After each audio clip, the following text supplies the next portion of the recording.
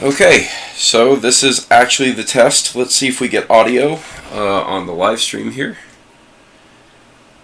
Currently, I'm showing my stream is offline, but I'm sure I've got a bit of a delay here. And Still says offline. You're watching. Well, it'll hopefully cut on in a moment.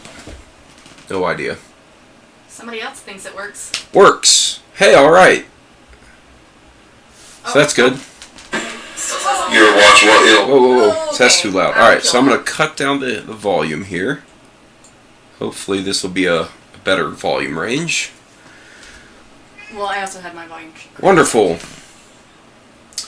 Yeah, sorry about that. The audio is probably set a little bit higher than it needs to be. So I'm gonna try to tweak that a bit. But hopefully this is all working. And it's worth noting this is just a test to make sure that I can get the live stream working, so when I do an actual live stream later, everything will be good. But yeah, I'm probably just going to screw around a bit, trying to see what all I can do with it. Let's find out. Give me just a moment.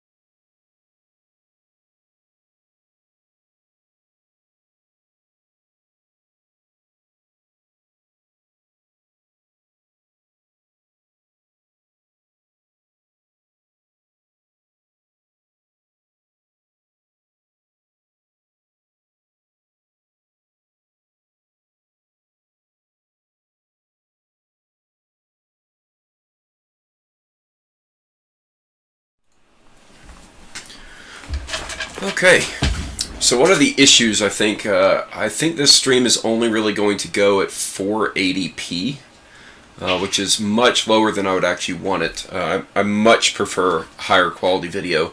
That's actually, I seem to be limited by my ISP. Thank you, AT&T. They're the only people that I actually have that can run my internet in this house that we moved into, but I think I just need to buy a slightly better plan from them than the default one. So yeah, hopefully this is working, even if the stream quality is a little bit lower than we would like. I'm just going to screw around on this game a while, so I just want to make sure everything works. And I will not be doing the answering of questions thing here, as I mentioned just a second ago. So that's going to be a separate live stream. I think I'm going to try to do that basically a week from today. And honestly, I think I'm going to try to do a time that works better for Europe. So likely what's going to happen is I'm going to try to do 1 p.m. Eastern Standard, which is the time zone I'm in. And that should be 6 or 7, depending on where you are in most mainland Europe. And that way, I can at least get 2 regions of the world that are probably my primary viewership. I do have some people that view from the Pacific area as well as Australia in terms of my channel subscribers, etc. And so I'm definitely going to try to do this earlier than I'm doing it now. It just so happens this is the time I'm able to do the test. So certainly, I'm really curious as to see how good all the live stream stuff goes in terms of quality of video and all of that. Yeah, I know it's late for everyone in Europe. I mean, you guys are approaching midnight because it's I don't even know what time it is. It's 5:30 now. Yeah, I work with people in Europe on a pretty regular basis, and they're depending on time, like we have daylight saving stuff, so depending on that, you're anywhere between 5 to 7 hours, just depending. But certainly, I will try to keep that in mind. I want to reach as many people with the live stream as possible, so it'll probably happen at some point, probably 1 p.m. Eastern Standard, so 6 or 7 European time. GMT, that would be 6, I believe. So if everyone's doing that. So I'm sorry, I'm reading comments here. It's not a bad time. Yeah, for some people, almost midnight is a bad time. Yeah, so cool. I'm just gonna run around Lord of the Rings Online here. This is one of my go-to games. I've been playing it for a decade now, as crazy as that seems. This game came out in 2007, and I have been playing it since it launched, and actually a little bit before it launched. That's really insane. But I really love this game, and it's still going strong in a lot of ways. So, yeah. Yeah, so certainly Canada. Yeah, Canada, 3:36 currently. You guys are on the same time zone as I am. Or no, sorry, where you are in Canada, you're 2 hours earlier. Okay. Well, that would still be 11 in the morning for you if I do it at 1 p.m. So, yeah.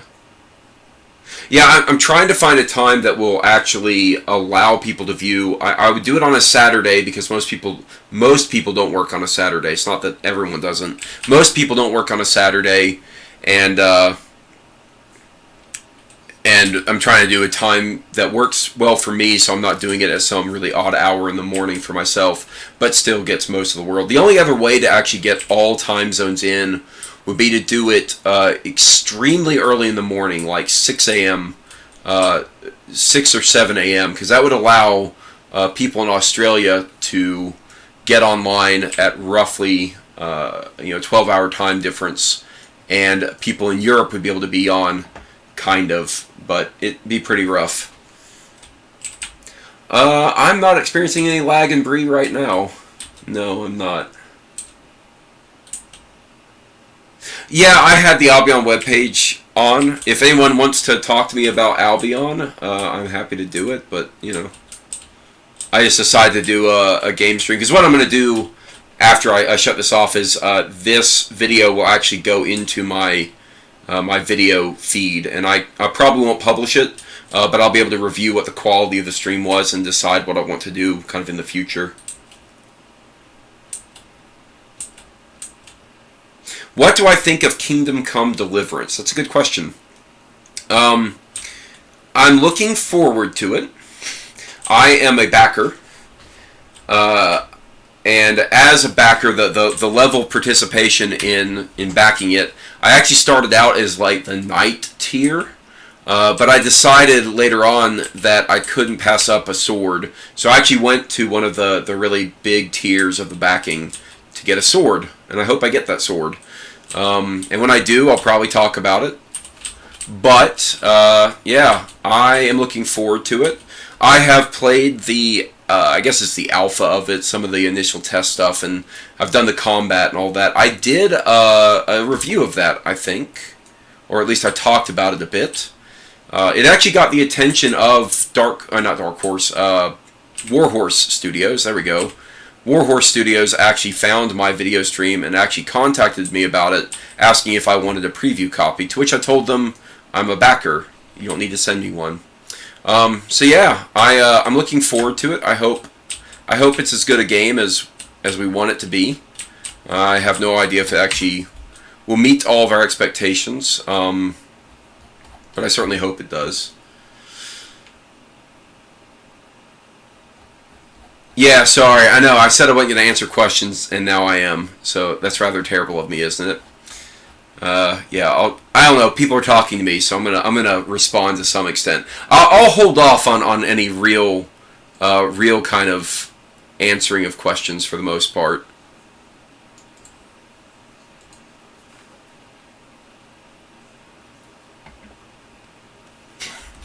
High-end swords from Albion on my wish list. Wow, I can't speak. Wistlish.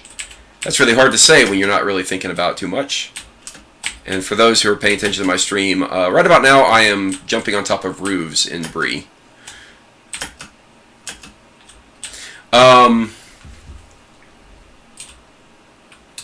Let's see. High-end swords from Albion, for example. So I might want to actually leave this one for the actual question live stream because I think I have one that someone has asked like that. But I'll go ahead and say it here just because you're asking. A lot of the higher end swords that I would like to purchase are actually from makers. I have a laundry list of smiths that I would like to get a sword from them. And I think Peter Johnson is at the top of that list for me. Mostly because I really appreciate his work. And if I did ever manage to get him to work on a sword for me, it would probably be one that would be very different, very custom. I would not do one based on a historical model. I would probably ask for something that would be truly unique. So, let's see. Favorite Lord of the Rings movie? Yes. I like all three. Fellowship of the Ring is the best of all of them. I think it was the best mostly because it relied the least on computer-generated graphics, or computer-generated effects, essentially. Yeah, these are not Skyrim horses. These are Lord of the Rings horses. Is a slight difference. I'm actually going to try to work my way over there to this watchtower, which is the town hall in Bree. This is one of the things I like to do in my random free time of this game. Do rooftop jumps. It's not easy to do, surprisingly.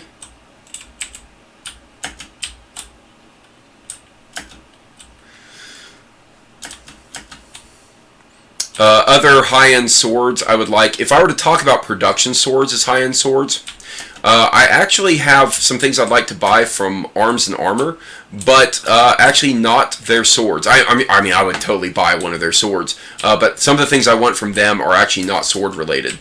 So yeah, I'm on top of the town hall right now.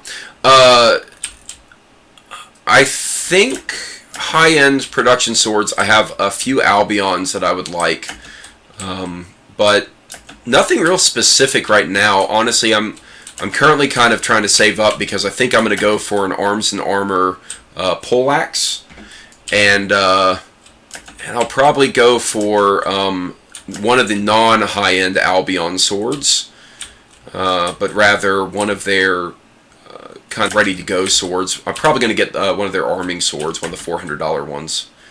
Because I'd love to have an arming sword from Albion. Currently, all the swords I have from them are all... honestly, they're all long swords, essentially.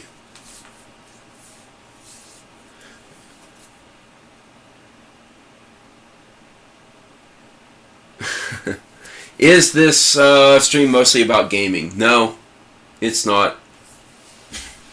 I mean, honestly, I'm just playing a game right now to have something to do. This is really weird, though, honestly. So I've never done a live stream before. It's really weird reading the questions and then having to, like, look back over at the screen, and it's all delayed. And I know that the live chat is probably more real-time, but you guys are getting it 10 to 20 seconds after I'm saying it. It's really strange.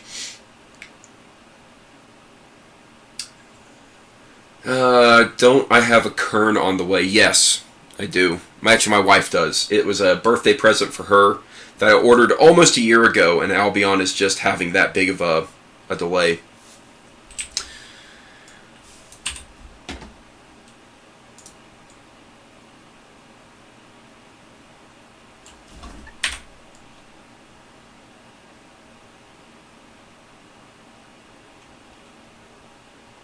That was a very disappointing firework.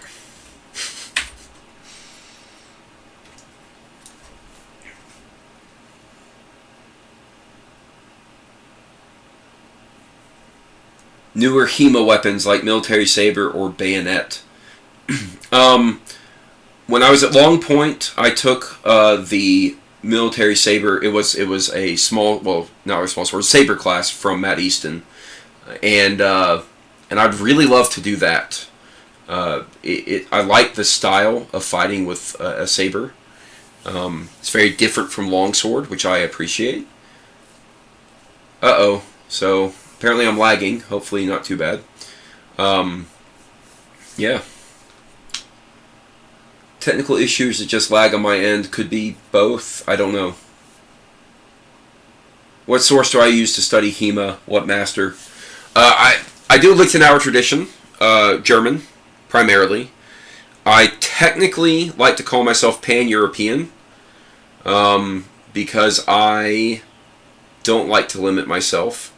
From a HEMA perspective, I am much more of a studier, I think, than a heavy, like, tournament-focused practitioner. So I enjoy doing the research and understanding the process more than I do fighting itself. I certainly enjoy throwing on all the gear and fighting, but I'm open to learning from any master and from anyone who will teach me. So yeah, currently we're looking at Meyer. My club is. We've done Ringek before that. And we actually are doing Italian Dagger through Fiore. So the books we're using are kind of all over the place, but so books that are about, you know, those masters and kind of doing interpretations. So we kind of do what we think is fun, but from a longsword perspective, I actually prefer German longsword. Saber, I don't know. I'm open to really learning anything with sabers. Dagger, I'm enjoying Italian, but obviously you can do daggers with German as well. Yeah. Shout out to Matt Easton, of course. Matt Easton is amazing. Never will I ever say otherwise. Did I have to change HEMA clubs when I moved house? No, I did not.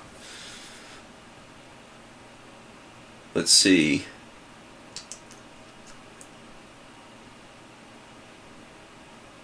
Yeah. Good thing with sabers, the original antiques are often more affordable than high-end medieval sword repros. Yes, they are. I'm actually, so people were actually asking about what I was going to be doing in terms of, what I was going to be doing in terms of buying high-end swords. I actually want to get into collecting of antiques. There's a couple things that hold me back from that. But yeah, I think I'll probably start seeking them out. It's just a little bit more difficult in the U.S., honestly. I mean, you can get U.S. sabers and whatnot, but...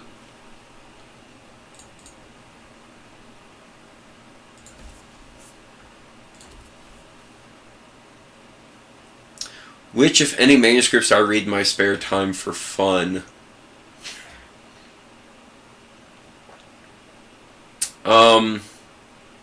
I've read some Meyer. In fact, I've translated some Meyer. On the Lichtenauer site, Meyer is covered in some regards. Some people have translated it, but some people have not for certain segments. One of those is the Long Shield.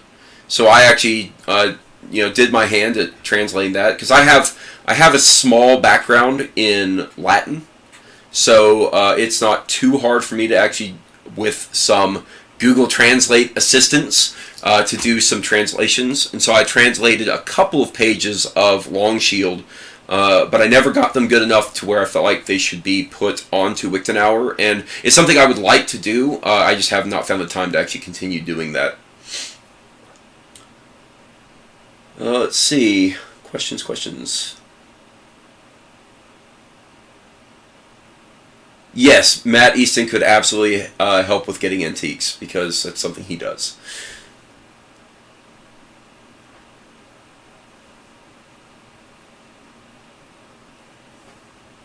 Yeah, part of what has held me back from buying sabers is I need to learn more about them.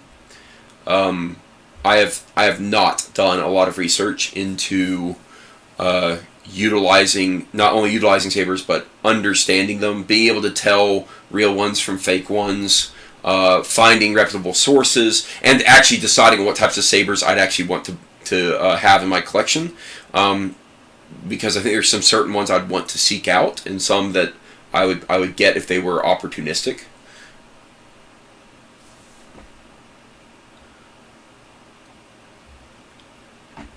All right, I'm gonna do something real quick. Let's see here. I'm just going to pull this over here. We started, a person asked me about what things the manuscripts I've read. Made me think about Meyer, and now I'm going to go look up my translation of it, because I can't for the life of me remember what I actually translated.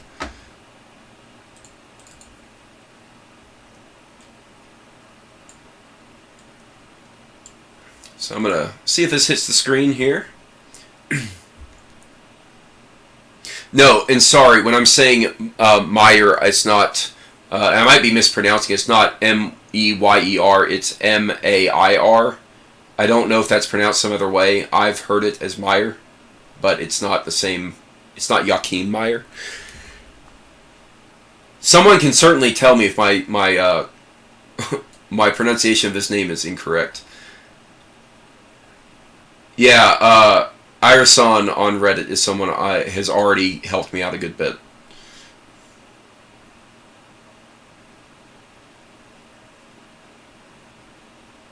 Sword Buyer's Guide. Actually, a really good site for anyone who's looking at sabers is oldswords.com. It is a subscription site. It's $10 a year or something like that. It's a really good one. So yeah, so this is, again, I think it's Meyer. Mayer? Okay. I'll go with Mayer. So this is my Mayer Longshield translation. And again, for me, for my purposes, it's great because I have, and I'll zoom in here, it's all written in Latin. So I know enough to work through it. What actually kills me in working through translations is understanding the shorthand, because there's a lot of shorthand that's done with medieval manuscripts, and the way they do the shorthand is really kind of strange, and also their lettering, medieval lettering, is really, really frustrating sometimes when you just don't know what you're looking at. So shorthand and lettering, as well as these little dashes on the side here, which actually represent like a straight line dash for English speakers, that the continuation of the word on the next line. And when you don't know those things, you get all sorts of really, really bad translations. But Mayer, if I'm saying it correct, is mostly in Latin in this. So I was looking at the Longshield translations, mostly because I don't know a lot about Longshield, so I decided to kind of translate it. And I did some really rough translations, and then roughly my translation is here. So in this mutual fight, it is necessary to arrange yourself in this way. You will put your left foot forwards, hold your shield in your left hand in front of your face, with the right hand obviously raised above the head to strike down at your adversary at the opening on his left side.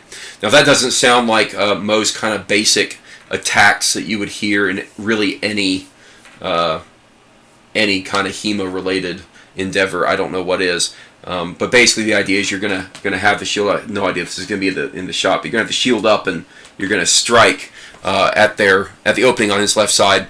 But if the opponent strikes in the same way to the left, raise your left arm in a like manner above with your left hand, using the shield to control his right gauntlet if he attacks you for the same reason. Shield raised upward towards the left side to repel the attack. Follow outward with the right foot and strike at the opening at the elbow. What I think this actually means, and I haven't had a chance to actually do this in practice because I do not have a long shield to practice with, and I don't do a lot of shield fighting anyway. But I think what this really means is you're blocking, you're stepping around and trying to basically strike at the elbow of the person's shield arm, kind of get around their defenses there. And then it finally says, but if the enemy rejects the attack with his shield, pass them with the left foot into a triangle, thrust at the enemy's groin with the blade point of the shield, which is just kind of, you're blocking with the left and you bring it down into their groin, basically making them open themselves up for attack. I have no idea how well I am translating that, in all honesty, so I'll have to see. I'll have to compare. I need to find someone who has also tried to translate it and try comparing our notes. So yeah, that is my translation, at least of this first page. I think I got most of the way through this second page, if not all the way through it. And then I stopped because I just ran out of time. at the time I was doing it.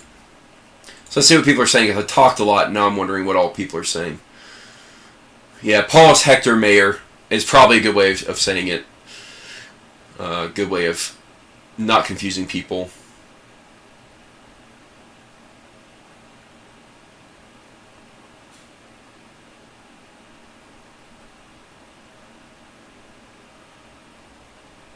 A lot of talking that I have to go back. This is difficult. This is difficult when people are starting to talk really quickly and I'm just kind of talking randomly and I'm not really stopping with my conversation. Then I have all this catching up I need to do.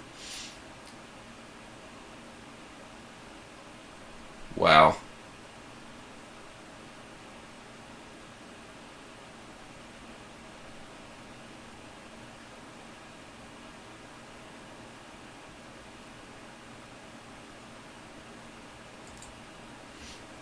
Yeah, people talking about the availability of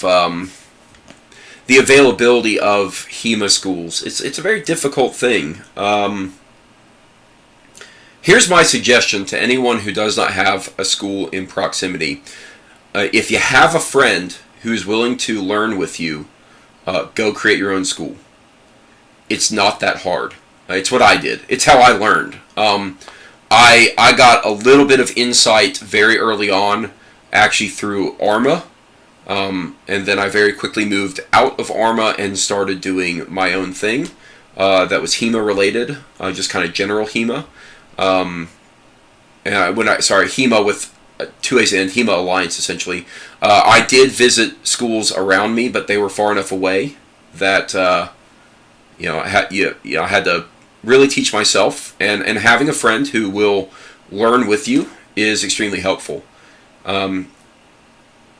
It's very good when you do that, though, to visit other schools periodically. Yes, because you need to have some basic knowledge, and you need to you cannot do HEMA in a vacuum, in my opinion. You have to have someone, you absolutely have to have someone who will test you and contradict you and tell you that you're doing it wrong.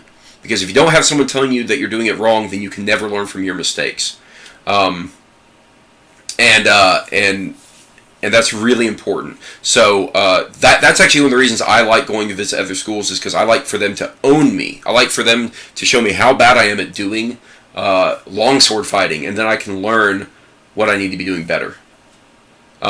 Learning basics is super important, but I would say that you can do a lot of that through YouTube these days. A lot of the people out there have some basic introductory lessons.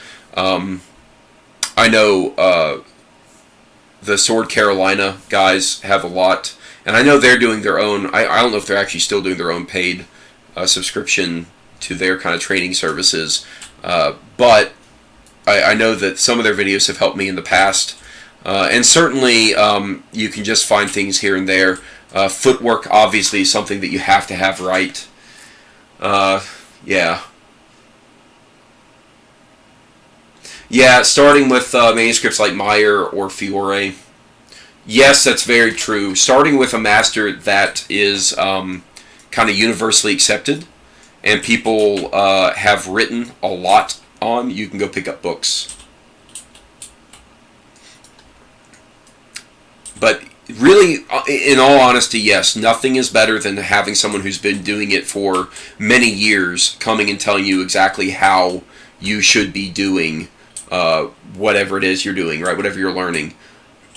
But you can still self-teach. There's a lot of it that can be self-taught, especially with all the resources that are online these days. If you stick to some of the primary masters, i.e. Fiore, Meyer, you will probably be able to get a lot of resources and teach yourself.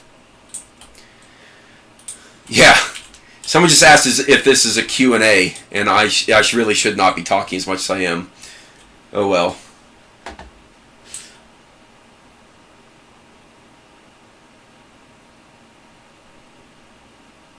Yeah, working straight from manuscripts is a pretty bad idea initially, I find. Yes, it is. There is a lot of terminology, especially trying to work directly from manuscripts. Yeah. My goodness.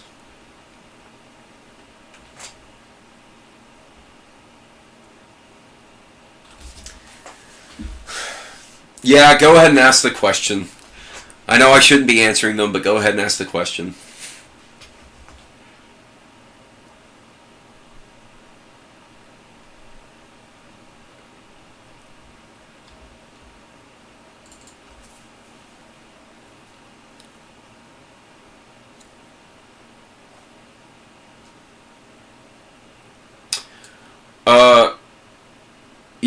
Yeah, certainly. Certainly, Pell work can help a lot with solo training.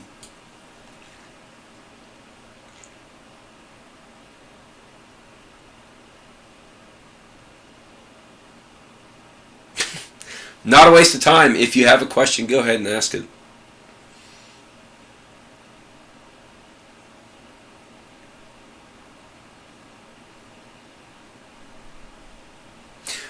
I don't know where she went. She had something to do. The question being, where did my wife go?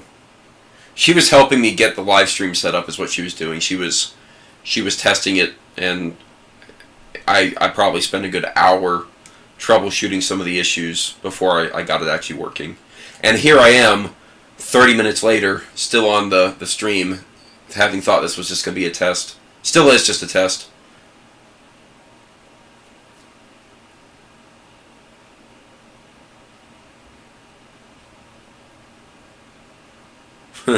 An experiment was done at my HEMA school where we were split into groups and each given a section from Paulus Call's dagger work and made to perform the move. The end result was hysterical. Nice. It's actually one of the things I really enjoy about historical European martial arts is going through that process of trying to learn some new move or some system that has not been explored in depth already by the hundreds and thousands of people who are very active in HEMA, and trying to just figure it out yourself. And it is hilarious. I mean, you'll spend hours trying to learn a real basic move. It's ridiculous. Let's see.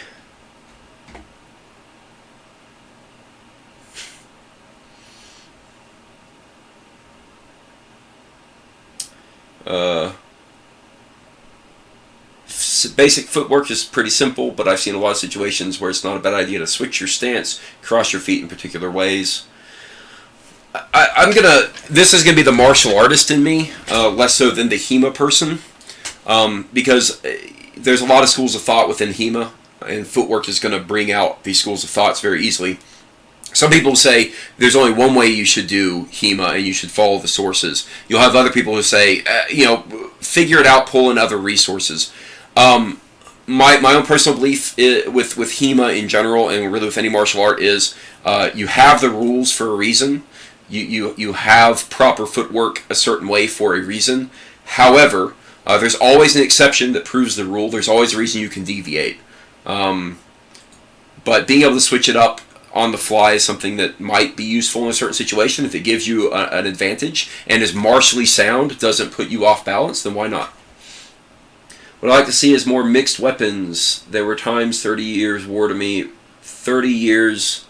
is ridiculously interesting when Zweihanders, broadsword sabers, and even hand-me-down arming swords were used. Yeah. I think the reason you don't see a lot of mixed weapons is competitive advantage. There are some swords that are just going to be better against other ones in certain situations.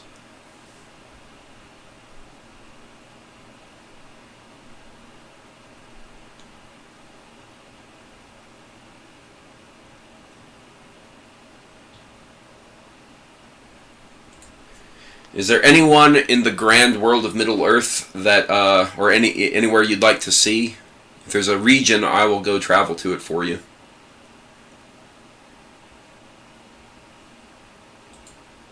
While we're sitting here, just randomly sitting on this live stream with no real purpose. German longsword and sabers dominate pretty much everything now. Yes, they do.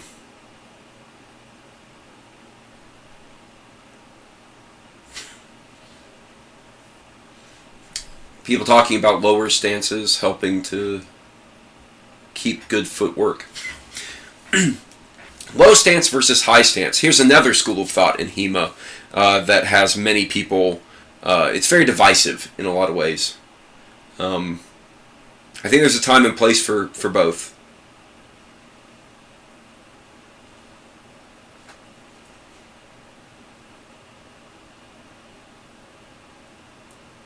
In a lot of these situations, I imagine you're not going to dedicate yourself to low or high. You'll switch for the moment-to-moment thing. Yes, I would agree with that. I think anyone who stays in any particular kind of stance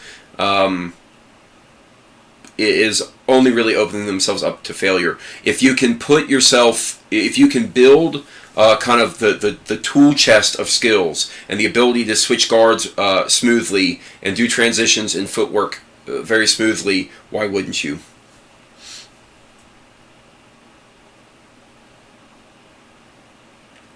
Sword work isn't half bad in Lord of the Rings. Yeah, but it's still very theatrical.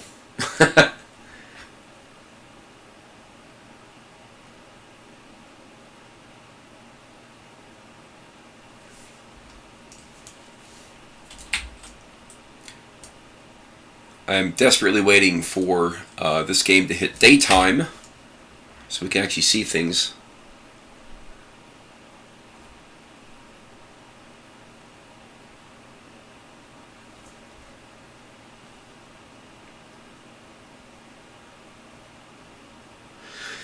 Do you think translating sources is an art a HEMA instructor should learn, or are translations good enough for it to not be a requirement? I don't think the ability to translate from old archaic language is necessary. But I think the ability for a person to interpret and understand from the sources how to go from the written source, even if it's roughly translated, to a finished move set, whether it be a play or some other thing. I think that's absolutely vital for an instructor to know how to do. Because if you build your entire instructorship, your ability to teach others off of just the teaching of someone else, then you're never actually learning kind of directly from the masters. And you also are not equipped to question whether or not what you're being taught by another instructor is actually accurate.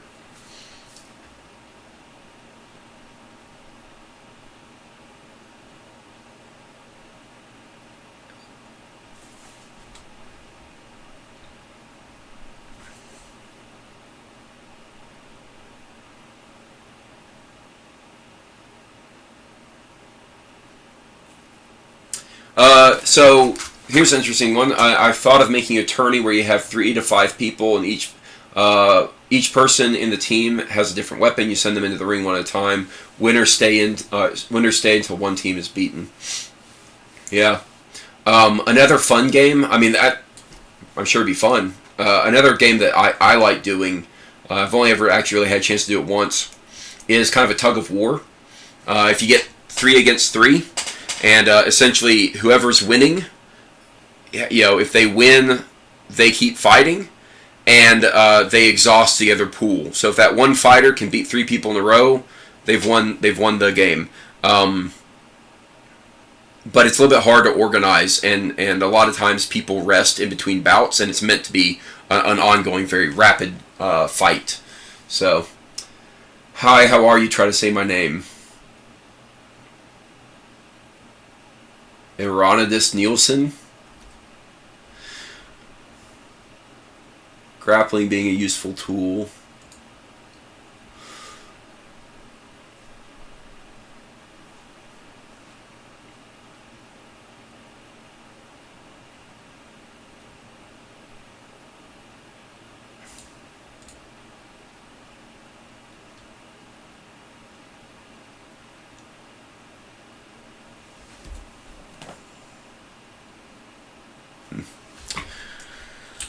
All right.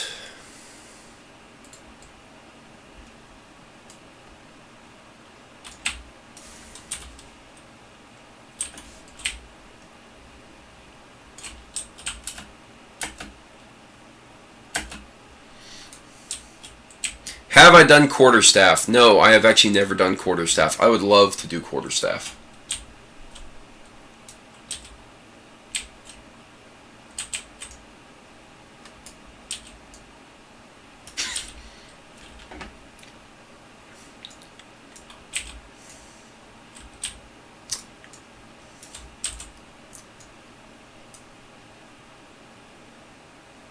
I'm going to try to pronounce this name because I want to ask you a question. Burned Cosmol. Is that correct? Is that your name? Burned Cosmol?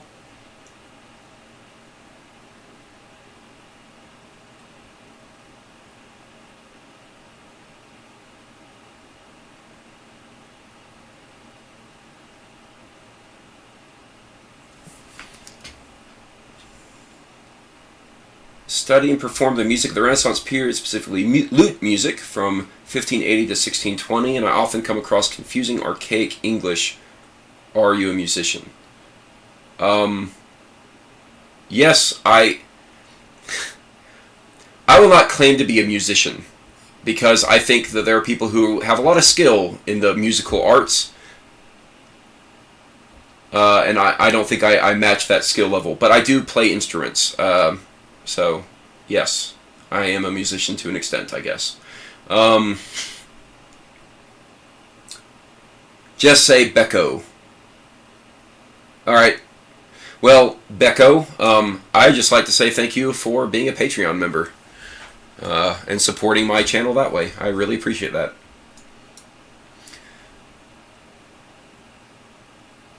And also for offering to assist me with German pronunciations, because that's something that you have done, and I will take you up on next time I am in need of it. I'm really curious where this question about music is going, and whether or not I'm a musician.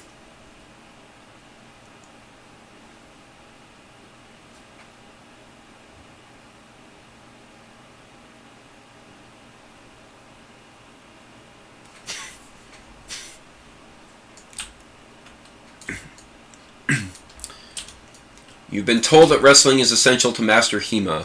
Yes. HEMA,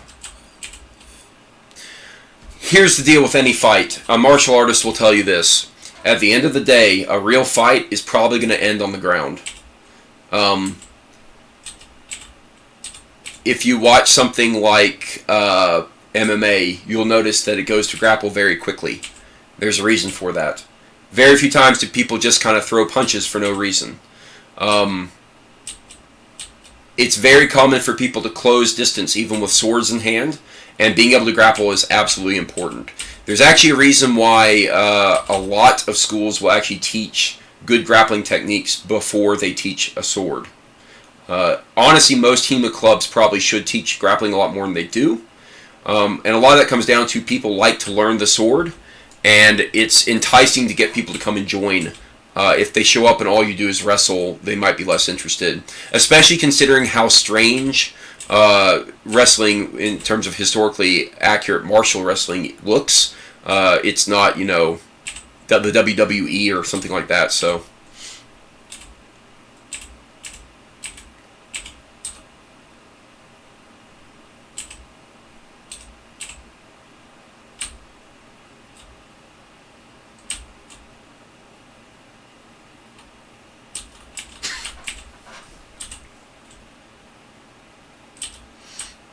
Yes, Fiore does say wrestling is the basis of all fighting, and he is not incorrect.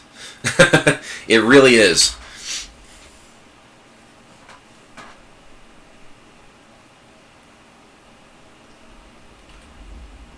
Yes, I do have an acoustic 6-string. It's actually right over here.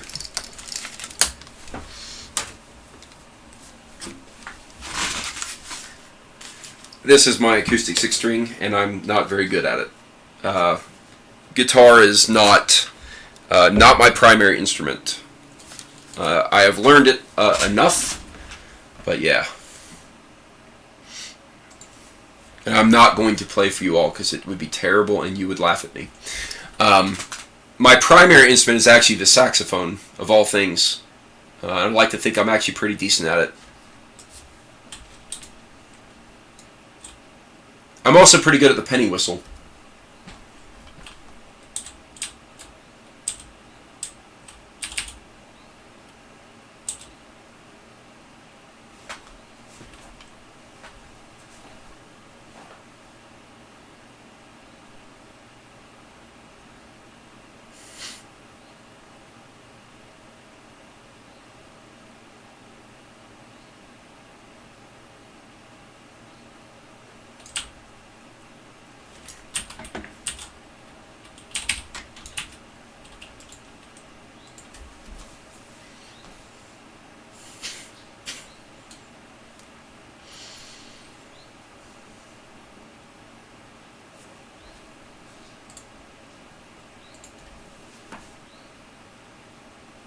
Streaming being a bit addictive. No, I'm just distracted right now. I'm sure I will actually try to do more live streams. I don't know how I'll make them interesting. I do know that my plan for the live stream that answers questions will actually probably take place down in my armory. Because I think more people would be... I think more people would be interested in that than watching me randomly run around in this video game.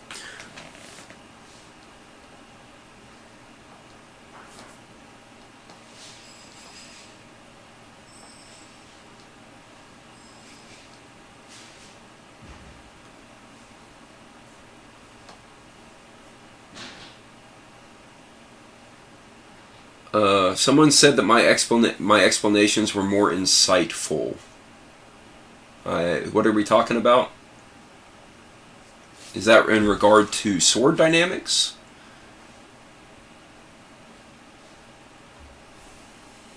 Yes, it would seem to be. No, there's actually a really good video from Peter Johnson about sword dynamics that I'll look it up real quick. I think it was Arctic Fire that he did the presentation. And it is an absolutely fantastic presentation that everyone should watch. Let's see if I can find it.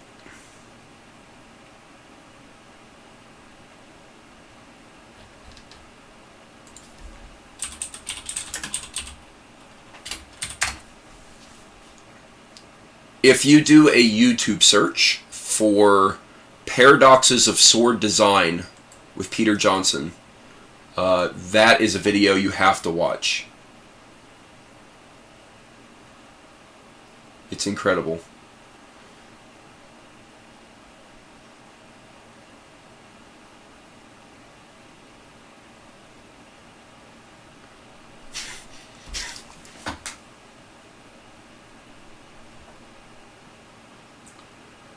I don't know that mine was more technical. I think his was more simplified for sake of time. The only reason mine was more detailed is because I wanted to spend a lot of time talking about the graphs themselves. So, yeah. I got a chance to sit down and talk with Peter Johnson and have a conversation with him. And I actually fully plan on us doing a video together at some point, but I'm waiting on him to complete some of his research for that. So that's just a tickler. So hopefully that would be good for everyone to watch. But his knowledge hurts my head. He knows more about swords than I think just about anyone else at this point. And he intuitively understands the sword dynamics in a very interesting way. And I think mine was really only technical because I had to be that specific for myself to understand it. If I tried to be general, I could not be sure that I was actually understanding it. Just wanted to say thank you for turning me on to books and research after I saw your book review of Timeline. I think it was a really good review. I read it and thought it was really good. Did I do a book review of Timeline? Did I? That's weird. I don't remember doing that. It's a good book, though.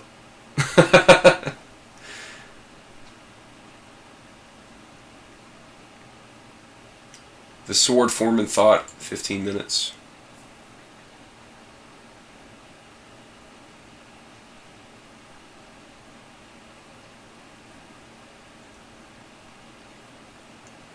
Yes, Captain says then he went on to buy Plantagenets and the next 2 books. Anything by Dan Jones is really amazing. He is one of my favorite current historians.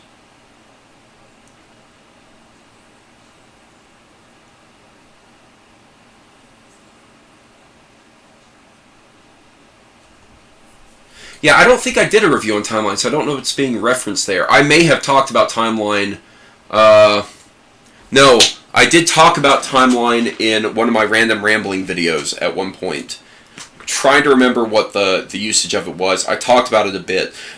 End of the day, Timeline is one of my all-time favorite books. It's certainly my favorite Michael Crichton book, and one of my all-time favorite novels. One of the things I really appreciate with that book is it came out in, I want to say it came out in 1999. Sounds about right.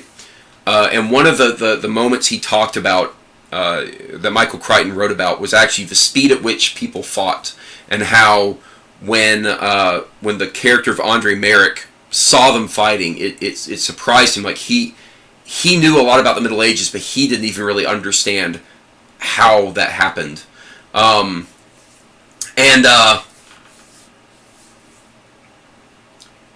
Yeah, I don't know when I talked about it, but certainly, like, that was the first time as a person interested in the Middle Ages, reading Timeline was the first time I ever went, wait a second, do you mean that people fought with swords in a way that wasn't in the movies? And that's what actually kicked off my interest in historical European martial arts was the book Timeline. And yes, they made a movie, and my goodness, was it terrible. It was a terrible movie. And the thing is, there's no reason that movie had to be bad. They could have taken the book Timeline, handed it to actors and said, here's your script, and filmed it, and it would have been good. There was no reason for the stuff they did. As a book to movie kind of transition, an adaptation, the book itself would be sufficient to be a perfect screenplay. Dialogue and everything.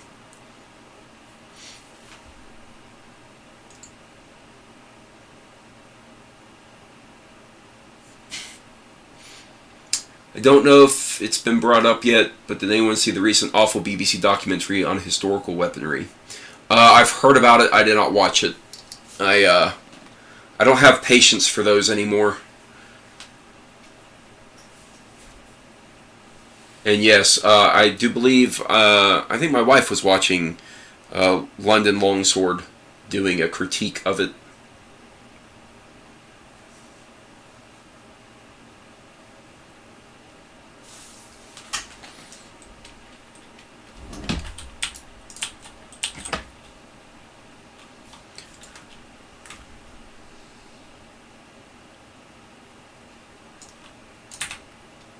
I'm going to quit playing this game. I'm going to go look at swords on the Albion website.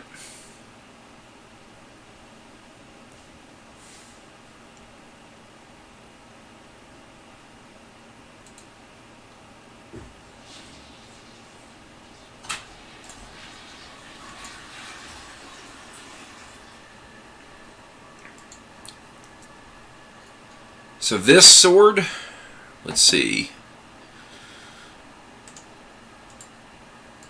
I'm going to start bringing up swords that I would like to get.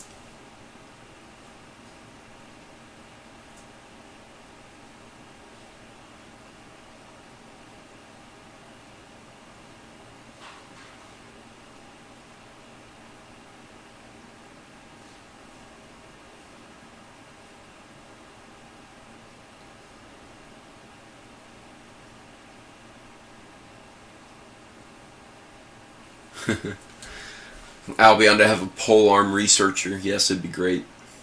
So I think one of the worst things I'm doing on this live stream is not talking. I sit here and I stare at the screen and I read the comments. Certainly I think the way we're going to do the live stream in a week, I will have Casey, my wife, sit down and read off questions for me.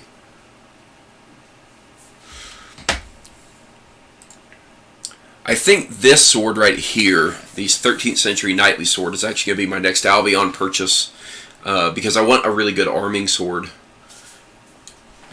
So I've been eyeing it for a while, and I don't necessarily want one of their higher end arming swords. I really like one that I can really use and abuse in a way, and not feel bad that I'm like eating up one of the few limited edition swords that's out there. I also really want this 15th century bastard sword. Those are a lot more affordable in terms of Albion price ranges. Just one of the reasons I've had my eye on them. This is one of their sold out swords, which is just absolutely gorgeous. I'm hoping one day someone will sell one used and I can pick it up.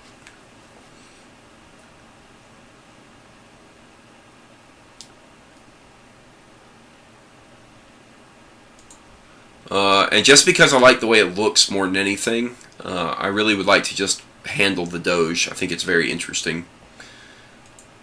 And the Munich, of course. I love the way this sword looks. Really love that the Munich. And I'd like to get a good falchion from Albion. And I would also like to get this monstrosity, which is the Maximilian. That one is so expensive that once I get to that price range, I'm wondering whether or not I would really just rather hire a smith to make me a sword. And then the Dane is a very interesting one, mostly because of the ricasso design. One of the few times you see the ricasso shallower or less wide, narrower, there we go, than the blade itself. But I basically would buy any Albion sword if it was an option, if I had that kind of money.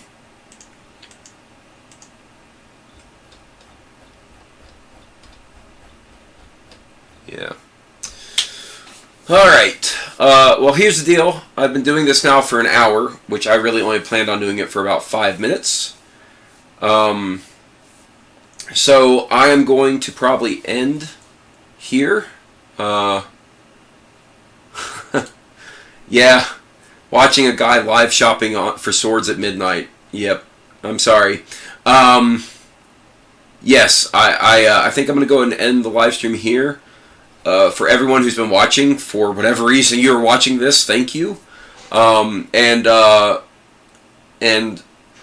will make an announcement video that I'll post probably tomorrow that says that I'll be doing a live stream this coming Saturday.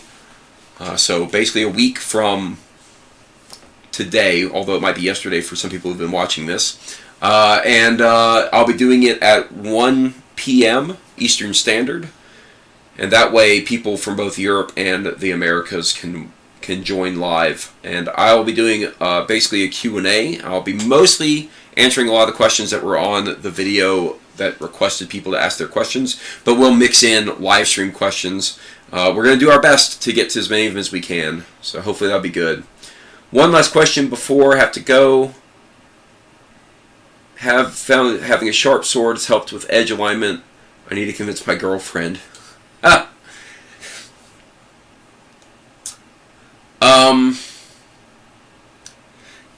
Yes, it does help. I was going to say, well, you can get clay and cut clay with a blunt, and that will help a bit. But yes, having a sharp absolutely 100% helps with edge alignment. If you're in Europe, you won't have to get up early on Saturday because 1 p.m. will be 6 p.m., so it'll actually be a nighttime showing. So unless you're working or unless you are awake odd hours in Europe, it shouldn't be a big deal. Cheers, everyone. Goodbye. I really appreciate you taking the time. And hopefully I'll see you all when the live stream is really truly up and running and is working as we expect it to. So otherwise, have a good one, everyone. See you later.